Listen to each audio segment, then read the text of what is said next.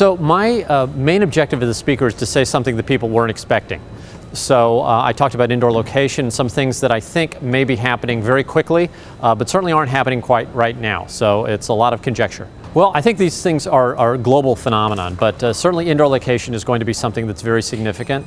Also, the intertwining of international transactions. You're going to see currencies that are either being created or sort of new forms of transferring wealth that are going to impact transfers between countries, and it's a very exciting time. So I think indoor location is something that's about to happen. I've already seen in the laboratories several technologies that can do indoor location to a meaningful level, which is about 1 or 2 meters. And based on what I've seen in the labs and what I've actually played with a little bit with some of my friends' phones, we're going to see this coming in the next couple of years. So the only personal experience I had was somebody who was showing me one of his new products, was walking around San Francisco looking at his smartphone and actually ran into a lamppost.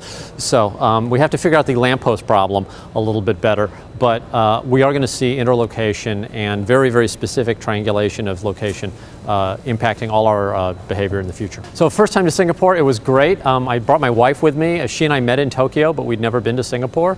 We went around to Sentosa yesterday. We've traveled around the Marina District. We've been basically exploring and wandering around, and one of my wife's best friends lives here, so she takes us out to great places, and it's a wonderful place.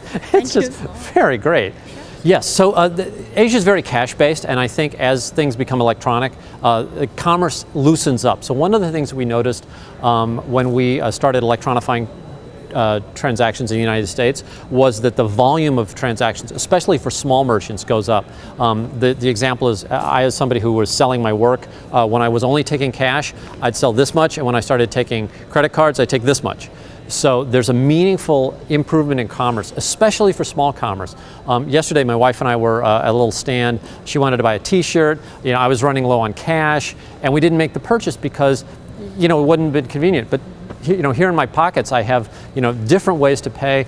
And if one of those had been able to work with a small merchant, he would have made that sale. So the interesting fact was that I sold a piece while I was in Singapore, which is rare for me. My pieces are very, very expensive, so they're thousands of dollars, and it's fairly rare that I sell one, but I sold one yesterday. I did the transaction on my mobile phone, and I'm going to go ship it when I get back to the United States.